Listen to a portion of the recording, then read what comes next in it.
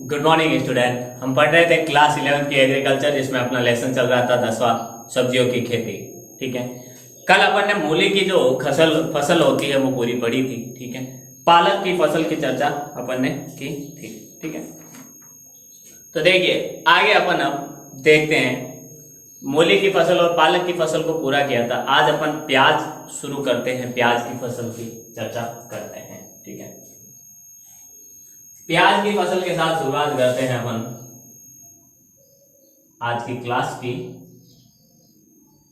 देखिए, प्याज के बारे में अपन ने बहुत सुना है, खाते भी हैं। इसके भाव भी एक बार 100 से ऊपर चले गए, बहुत महंगे हो गए थे। ठीक है, अब ऐसे महंगी चीजों की खेती अपन कैसे कर सकते हैं, लाभ कमा सकते हैं। ठीक है, तो देखिए प्याज।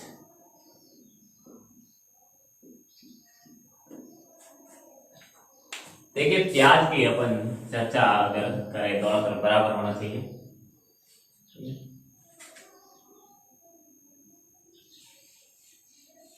प्याज की चर्चा करें अपन तो देखिए, प्याज का वैज्ञानिक नाम है एलियम सेपा। एलियम सेपा वैज्ञानिक नाम, या जिसे अपन कहते हैं वानस्पति नाम है क्या, एलियम सेपा। एल लीनियस ने दिया, इसलिए इसके पीछे एल आता है नाम देने वाले का। ठीक है, फिर कुल कौन सा है, एलियसी। इसके कुल का नाम है, कुल कौन सा है, एलियसी। एलियसी। ठीक है, देखो हरी अवस्था में सब्जी के रूप में इसका उपयोग करते हैं, और जब ये पक जाता है, जब हरी अवस्था में होता है तब तो इसका सब्जी के रूप में उपयोग करते हैं। और पकने पर सलाद, सब्जी, अचार, मसाले, चटनी, दाल को फ्राई करने में प्रयोग किया जाता है, उपयोग किया जाता है। ठीक है, देखिए हरी अवस्था में सब्जी के रूप में तथा पकने पर सलाद, अचार, चटनी, सलाद, अचार, चटनी, मसाले,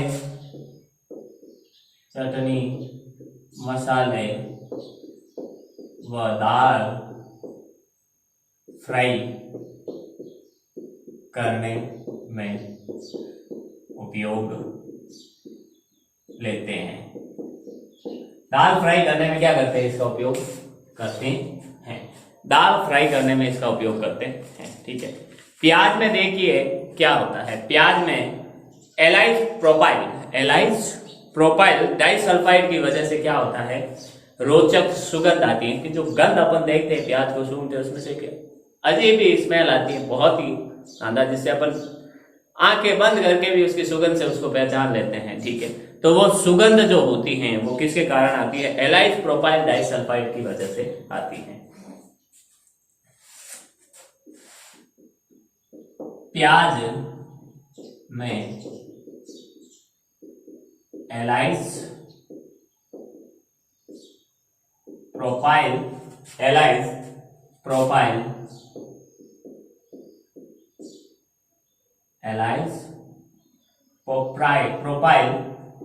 डाई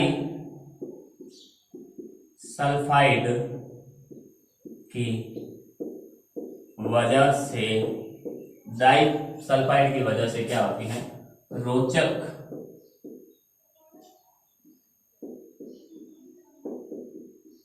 सुगंध आती है। रोचक सुगंध आती है। ठीक है, रोचक सुगंध आती है। ये गर्मी में लू लग जाने से तथा गुर्दे की बीमारी में उपयोगी हैं, रोगियों के लिए लाभदायक होते हैं। गर्मी में अगर लू लग जाती है तो इसको खाने का, इसको जूस पीने का कहते हैं। ठीक है, और गुर्दे की बीमारी में ये लाभदायक होती है। गर्मियों में लू लग जाने तथा इसमें गुर्दे की बीमारी में क्या होती हैं, लाभदायक होती है, लाभदायक होती है इस प्याज जो होता है। ठीक है, जलवायु कैसी होनी चाहिए? अब इसकी खेती की बात करते हैं, नॉर्मल से अपने जानकारी प्राप्त कर ली। अब इसकी खेती में जलवायु कैसी चाहिए हमें? तो ठंडे मौसम की फसल है ये। कैसे? ठंडे मौसम की फसल है। वैसे तो हर एक मौसम में हो सकती है, लेकिन मुख्यतः सबसे अच्छी फसल किसमें होती है? ठंडे मौसम की फसल है, उपयुक्त है, सबसे अच्छी। ठीक है, फिर 13 से जो 24 डिग्री सेल्सियस तापमान में अच्छा उत्पादन होता है, इसका उत्पादन सबसे अच्छा किसमें होता है? 13 डिग्री से 24 डिग्री सेल्सियस तापमान में क्या होता है? अच्छा उत्पादन होता है, अच्छा उत्पादन होता है। ठीक है, अच्छा उत्पादन होता है। पाले को सहने की, इसमें सहन करने की क्षमता होती है। पाले को भी सहन कर लेता है ठंडे मौसम में। ठंडे मौसम की फसल है तो पाले को तो सहन करेगी। ठीक है, पाले को सहन करने की क्षमता होती है। पाले को सहन करने की इसमें क्या होती है? क्षमता होती है, अच्छी बढ़िया सी। देखिए, अच्छा कंद बनने के लिए लंबा दिन, इसका जो कंद होता है वो बनने के लिए, बढ़िया कंद बनने के लिए क्या हो? लंबे दिन की तथा अधिक तापमान 35 से 40 डिग्री सेल्सियस तापमान होना अच्छा होता है। कंद अगर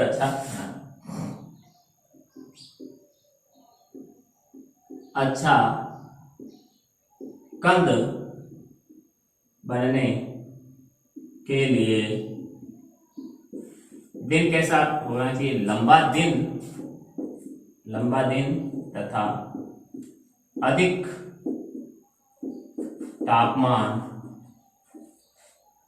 तापमान कितना?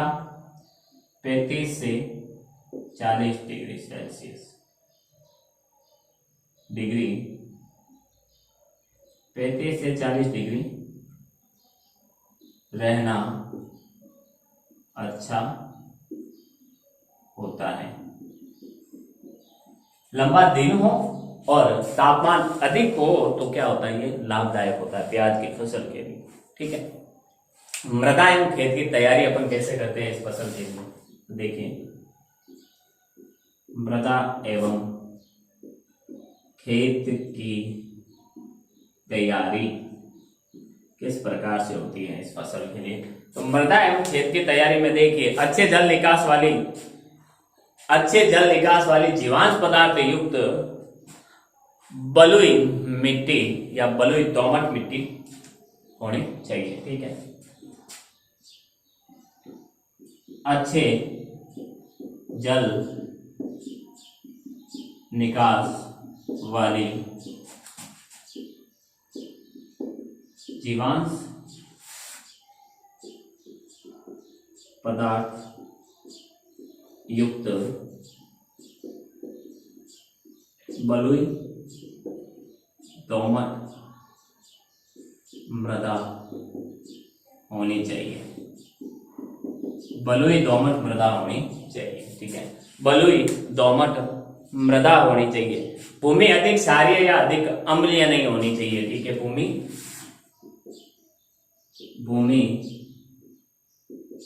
अधिक क्षारीय या अधिक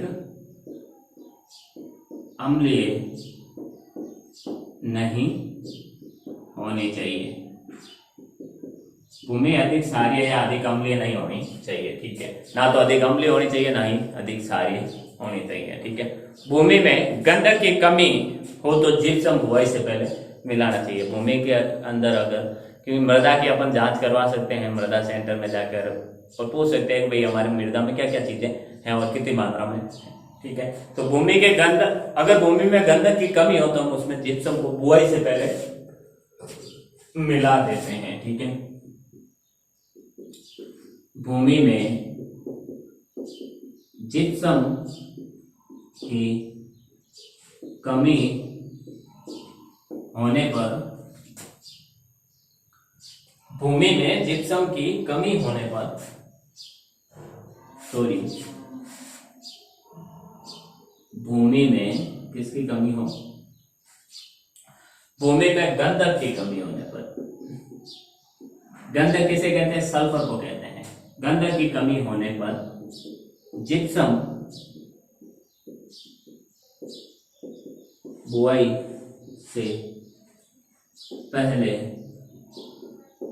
मिला देते हैं, अगर मृदा में कमी हो तो, ठीक है, नहीं हो तो नहीं मिलाना, ठीक है। बुआई बीज की मात्रा और उपचार कैसे करते हैं बीजों का, देखिए, बुआई बीज की मात्रा एवं उपचार, बुआई बीज की मात्रा एवं क्या होता है, उपचार कैसे होता है, ठीक है। तो देखिए, रबी की फसल के लिए तो जो मध्य अक्टूबर से मध्य नवंबर तक, ठीक है, रबी की फसल के लिए, ठीक है, रबी की फसल के लिए मध्य अक्टूबर से मध्य नवंबर तक बोते हैं। रबी की फसल को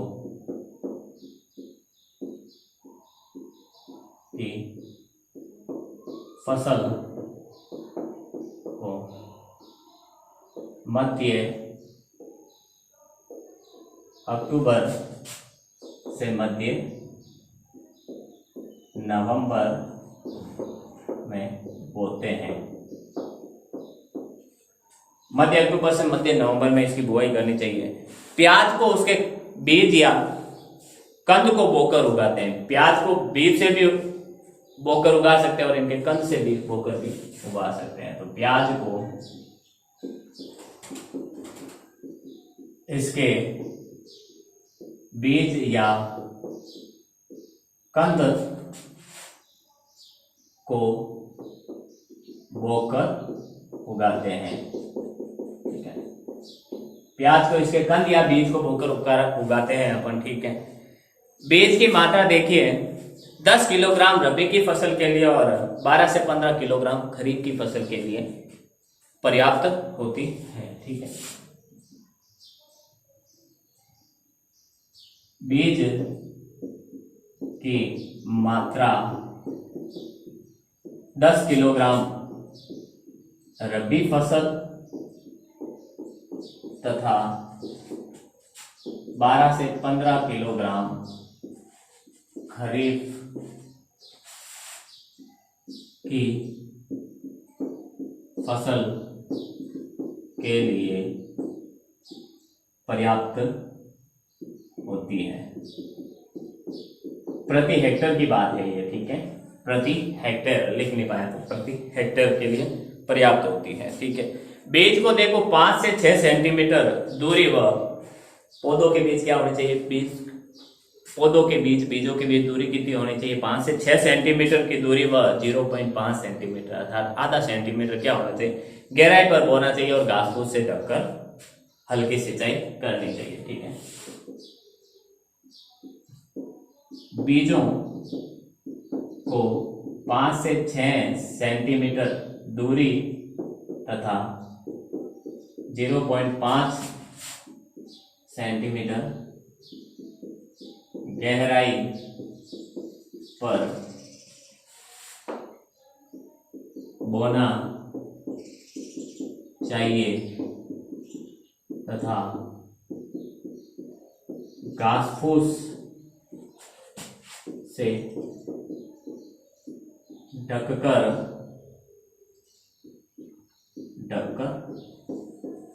हल्की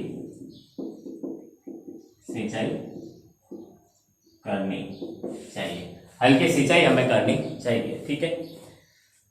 अब नर्सरी से जो पौधे अपन लाते हैं उनको रोप भी तो सकते हैं, तो वो रोपना कैसे होता है, ठीक है।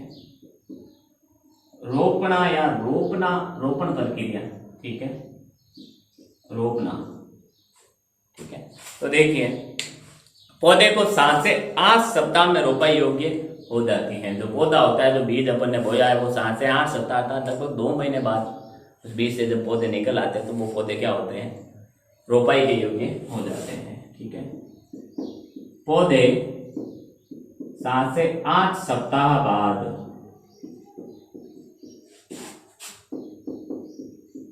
रोपाई योग्य हो जाते हैं। कितने सप्ताह बाद? 7 से 8 सप्ताह का 2 महीने बाद लगभग। ठीक है, पौधे क्या हो, 12 से 15 सेंटीमीटर लंबे हो। ठीक है, लंबे हो जाए तो उन्हें 15 सेंटीमीटर कतार से कतार और 10 सेंटीमीटर पौधे से पौधे के बीच दूरी से क्यारियों में रोप देना चाहिए। ठीक है, पौधे जब क्या हो जाए 12 से 15 सेंटीमीटर लंबे, पौधे 12 से 15 सेंटीमीटर लंबे तथा हो जाए तब 15 सेंटीमीटर कतार से कतार तथा 10 सेंटीमीटर पौधे से पौधे के बीच दूरी रखते हुए क्यारियों में बोना चाहिए। किसमें बोना चाहिए? क्यारियों में बोना चाहिए। ठीक है, क्यारियों में बोना चाहिए। ठीक है, रोपण से पहले पौधों को क्या करना चाहिए? बाविस्टीन के घोल में 15 से 20 मिनट तक क्या करना चाहिए? डुबो कर रखना चाहिए। डुबो कर रखना चाहिए ताकि जो जड़ गलन का रोग होता है, गुलाबी जड़ गलन से बचा सकते हैं। ठीक है, रोपाई से पहले पौधों को 15 से 20 मिनट बाविस्टीन में डुबोकर रखना चाहिए, जिससे गुलाबी जड़ गलन रोग ना हो। जिससे क्या हो? गुलाबी जड़ गलन रोग की संभावना ना हो। ठीक है, रबी की फसल के लिए पौधा रोपण क्या करना चाहिए हमें? 15 दिसंबर से 15 जनवरी तथा खरीफ की फसल के लिए जुलाई के अंतिम सप्ताह से अगस्त तक करना चाहिए। रबी की फसल के लिए तो हमें 15 दिसंबर से 15 जनवरी और खरीफ की फसल के लिए जुलाई के अंतिम सप्ताह से अगस्त तक करना चाहिए। ठीक है, क्या करना चाहिए? रबी की फसल की रोपाई, रबी के फसल की रोपाई 15 दिसंबर से 15 जनवरी तथा खरीफ की फसल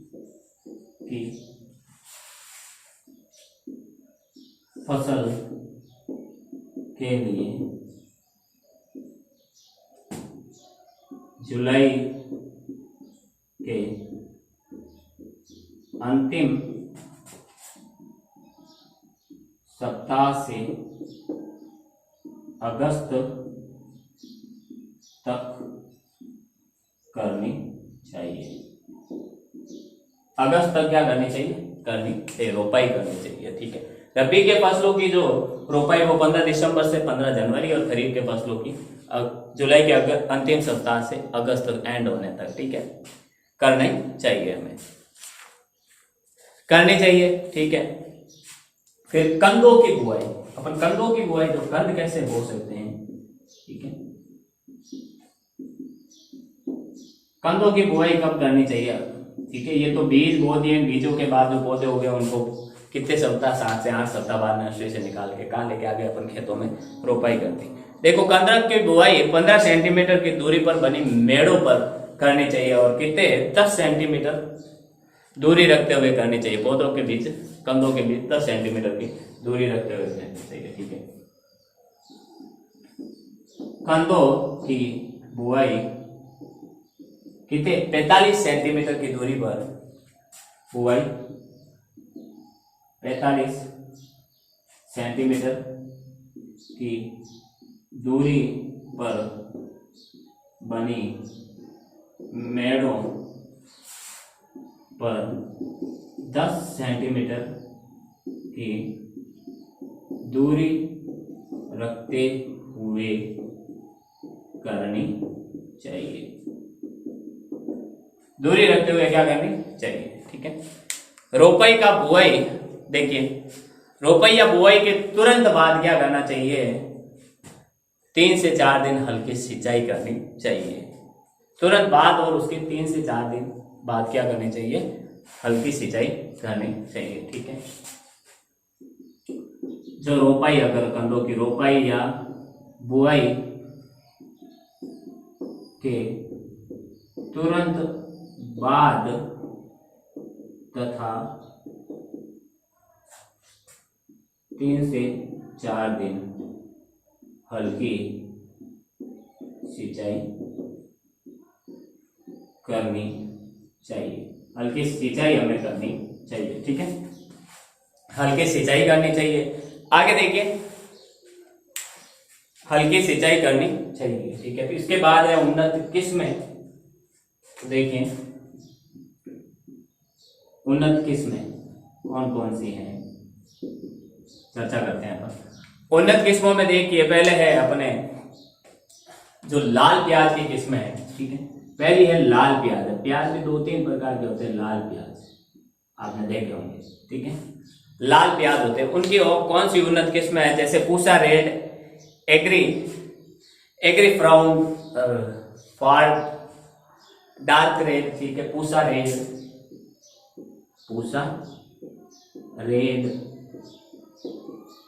एग्री फ्राउन, डार्क रेड। ठीक है, agrifound dark red, Punjab red round. ठीक है, Punjab red round, Punjab red round. ठीक है, फिर हिसार 2 N53 तथा अर्का कल्याण। ठीक है, हिसार 2 N53 तथा होता है अर्का कल्याण, अर्का कल्याण। स्क्रीनशॉट ले आप इसका।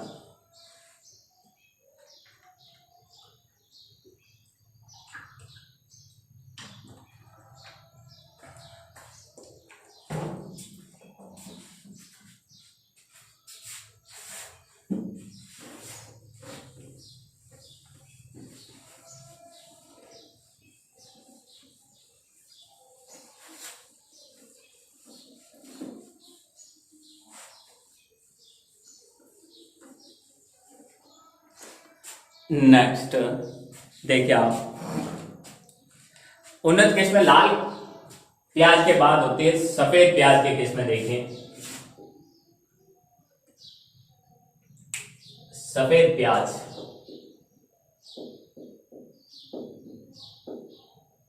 सफेद प्याज,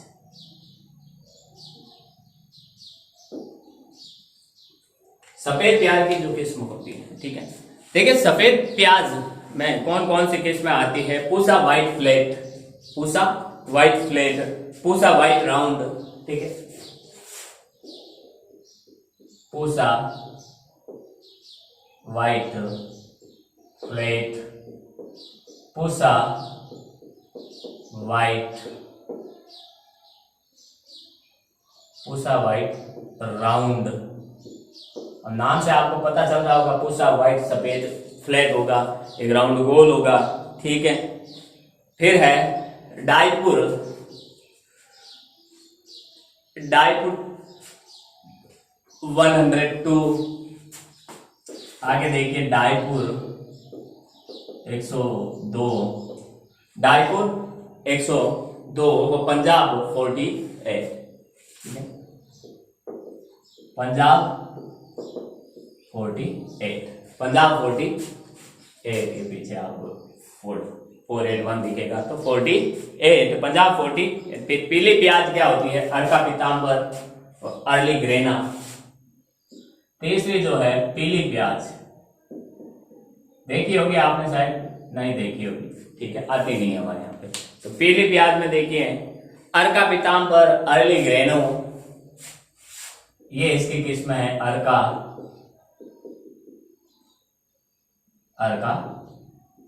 पीताम्बर, अर्ली ग्रेनो, ठीक है, ये किस्में है इसकी, अर्ली ग्रेनो, ठीक है। अब खरीफ की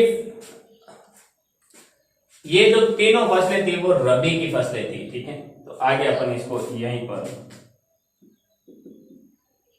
रबी की फसलें। अब खरीफ की फसल के लिए अर्का, कल्याण और N53, ठीक है। आगे देखिए खरीफ फसल किसमें? अर्का, कल्याण व N53, ठीक है। अर्का, कल्याण, N53, ठीक है। खाद एवं उर्वरक,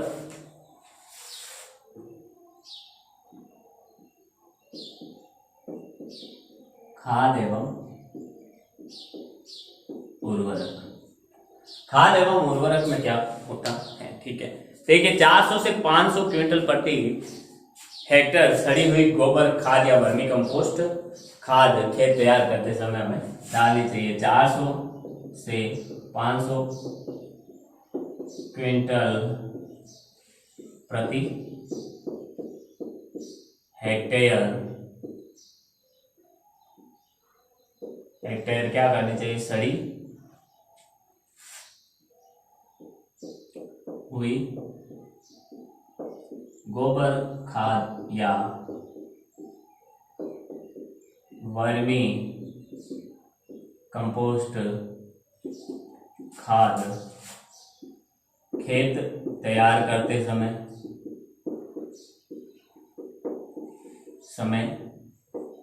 देना, खेत तैयार करते समय देनी चाहिए, ठीक है। फिर इसके अलावा देखिए 100 किलोग्राम नाइट्रोजन, ठीक है, 50 किलोग्राम फास्फोरस और 100 किलोग्राम पोटेशियम की आवश्यकता होती है, ठीक है।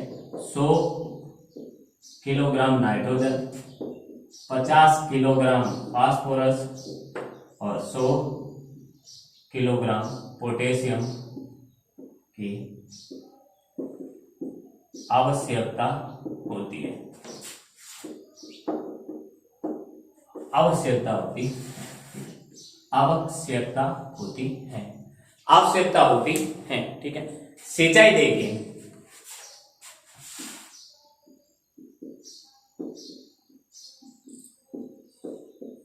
सिंचाई कैसे होती है, ठीक है। देखिए बीजों की बुआई अथवा पौध रोपण के तुरंत बाद सिंचाई करनी चाहिए, अपन ने ऊपर देखा है, ठीक है। बीजों की बुआई या पौध रोपण के तुरंत बाद क्या करनी चाहिए? हमें सिंचाई करनी चाहिए, ठीक है। बीजों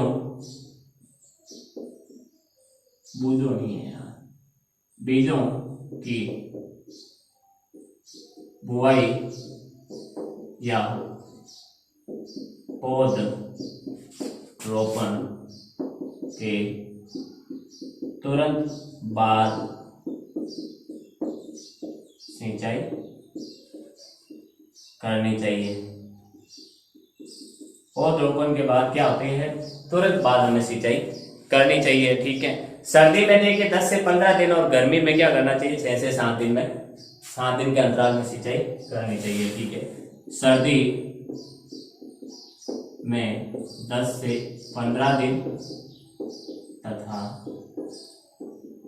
गर्मी में जैसे 7 दिन के अंतराल में सिंचाई करनी चाहिए, सिंचाई करनी चाहिए। ठीक है। फिर फसल को तैयार होने में देखिए, होने पर शीर्ष पीले पड़कर गिरने लगते हैं। जब फसल तैयार होती है तो उनके जो शीर्ष होते हैं प्याज के ऊपर के जो छिलके ऊपर की तरफ जो निकले हुए होते हैं वो पीले पड़कर गिरने लगते हैं, तब सिंचाई बंद कर देनी चाहिए। ठीक है, तब सिंचाई नहीं करनी चाहिए। फसल के शीर्ष पीले पड़कर गिरने लगते हैं, तब सिंचाई बंद कर देनी चाहिए। तब हमें क्या करना चाहिए? सिंचाई बिल्कुल ही बंद कर देनी चाहिए। ठीक है। निराई गुड़ाई, देखिए निराई गुड़ाई की अपन चर्चा करते हैं। इसकी निराई गुड़ाई, निराई गुड़ाई कब करते हैं अपन इसकी? तो देखिए निराई गुड़ाई अच्छी फसल के लिए 2 से 3 बार तो निराई गुड़ाई आवश्यक है। खरपतवार निकालना आवश्यक है तथा ये उथली जड़ों वाली फसल है, इसलिए क्या करनी चाहिए? गहरी निराई गुड़ाई नहीं करनी चाहिए। ठीक है।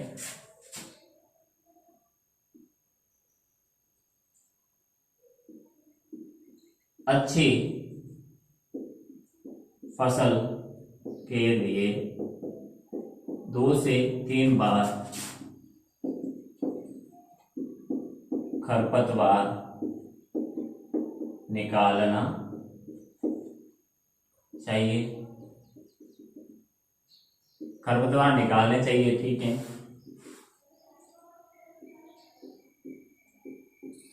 उथली जड़ों, देखिए उथली जड़ों वाली फसल है, इसलिए गहरी गहरी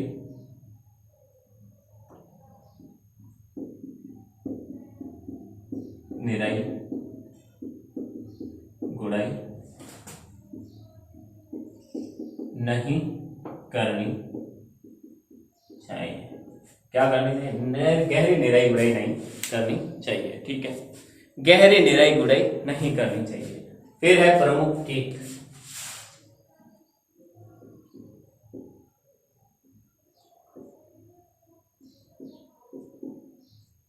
प्रमुख कीट, प्रमुख कीट देखिए, पहला है पर्णजीवी या थ्रिप्स। पहला कीट है पर्णजीवी या जिसे अपन कहते हैं थ्रिप्स। पत्तियों पर रहने वाला पर्णजीवी होता है। ठीक है, नॉर्मल सी बात है। ठीक है। छोटे हम पीले रंग के कीट जो पत्तियों का रस चूसते हैं, ये क्या होते हैं? छोटे एवं पीले रंग के कीट जो पत्तियों का रंग चूसते हैं। छोटे और पीले रंग के कीट जो क्या करते हैं? पत्तियों का रंग चूसते हैं।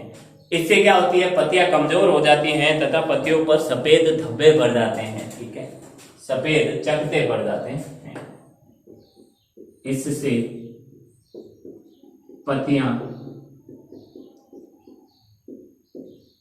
कमजोर पड़ जाती हैं तथा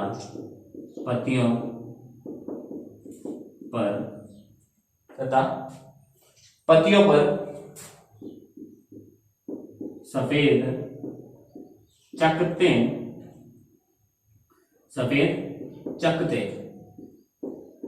पड़ जाते हैं। क्या हो जाते हैं? सफेद चकते पड़ जाते हैं। क्या हो जाता है? सफेद चकते पड़ जाते हैं। ठीक है। अब नियंत्रण के लिए क्या करना चाहिए? थायो मिथॉक्सिन का छिड़काव करना चाहिए। ठीक है। नियंत्रण के लिए थायोमिथोक्सिन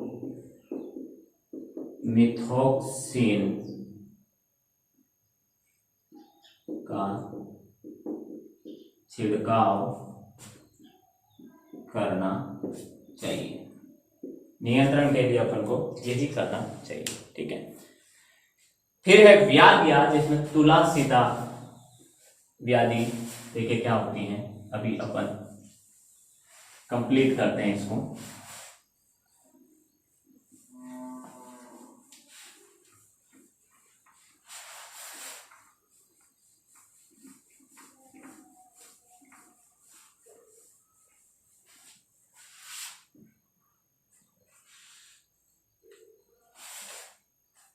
आगे देखिए व्याधियां,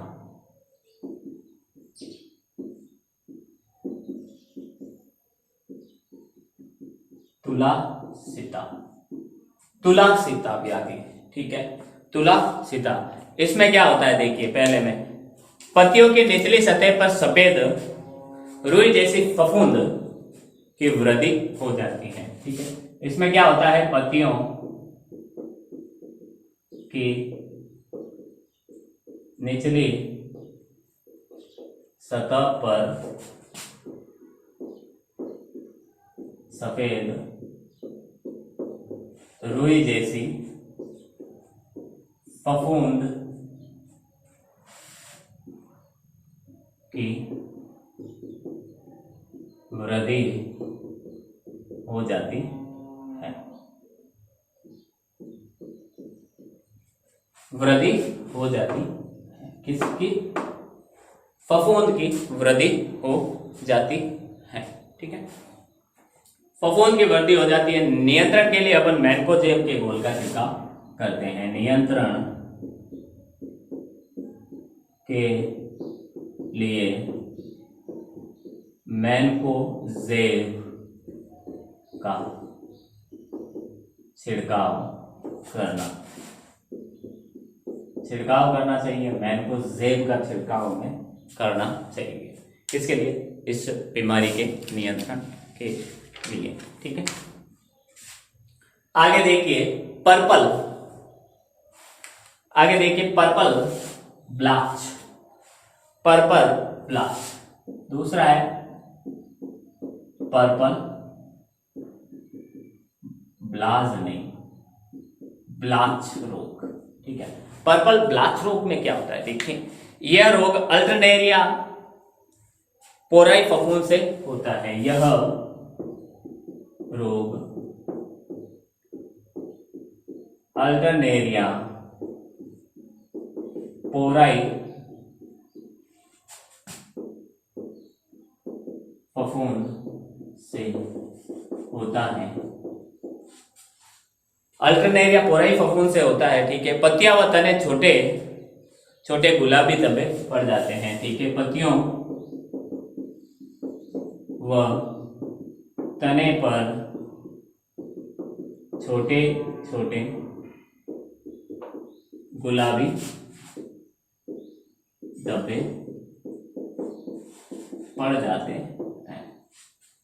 धब्बे पड़ जाते हैं, ठीक है।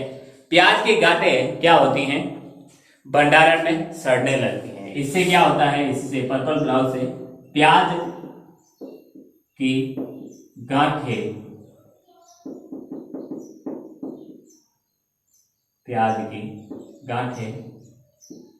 भंडारण में सड़ने लगती हैं। जो प्याज की गांठें होती हैं वो भंडारण के समय क्या होती हैं, सड़ने लगती हैं, ठीक है।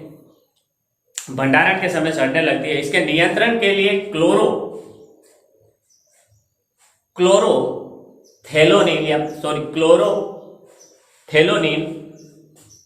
के घोल का छिड़काव करते हैं। नियंत्रण के लिए क्लोरोथेलोनिन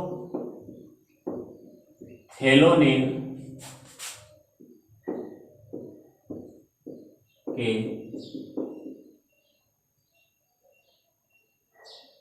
घोल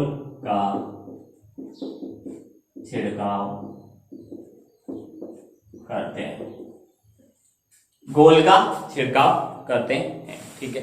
फिर खुदाई व उपज अपन कितनी होती है, इसकी खुदाई कब करनी चाहिए, खुदाई व उपज, खुदाई व उपज कब करनी चाहिए। तो देखिए खुदाई कब करनी चाहिए, फसल बीजों से फसल तैयार फसल देखिए 140 से 50 दिन में, और कंदों से जो बोई गई फसल होती है वो 100 से 110 दिन में तैयार हो जाती है। देखिए बीजों से तैयार फसल 140 से 150 दिन में, 140 से 150 दिन, तथा कंदों से बोई गई फसल 100 से 110 दिन में तैयार हो जाती है। 100 से 110 दिन में क्या हो जाती हैं, बिल्कुल तैयार हो जाती हैं, बिल्कुल तैयार हो जाती हैं। ठीक है। रबी की जो कंदों की खुदाई होती है वो कितने 3 से 5 दिन, तथा खरीफ कंदों की खुदाई 10 से 15 दिन तक पत्तों सहित छाया में रखे। ठीक है। देखिए खुदाई के बाद रबी की फसल को 3 से 5 दिन तथा खरीफ की फसल को 10 से 12 दिन छाया में रखे, छाया में रखना चाहिए हमें। ठीक है, छाया में रखना चाहिए। फिर 2 से 2.5 सेंटीमीटर ऊंचाई कंदों को छोड़कर, ऊंचाई से कंदों को छोड़कर, कंदों से ऊंचाई को छोड़कर पत्तों की कटाई करनी चाहिए। ठीक है, 2 से 2.5 सेंटीमीटर कंदों से ऊंचाई छोड़कर पत्तों की कटाई करनी चाहिए, कटाई करनी चाहिए। और इन्हें कहाँ रखना चाहिए, हवादार स्थान पर रखना चाहिए। ठीक है। साधारणतः देखिए 250 से 300 क्विंटल प्रति हेक्टेयर की दर से प्याज की उपज होती है। ठीक है, साधारणतया 200 से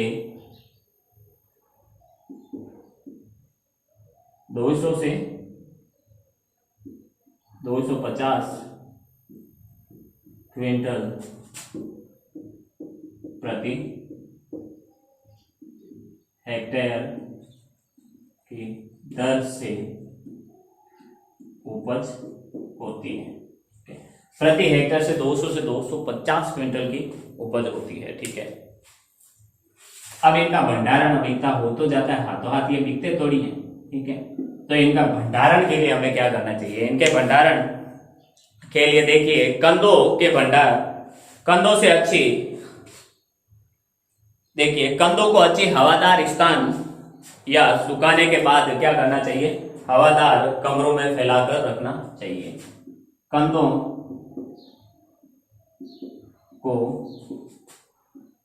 हवादार स्थान या सुखाने के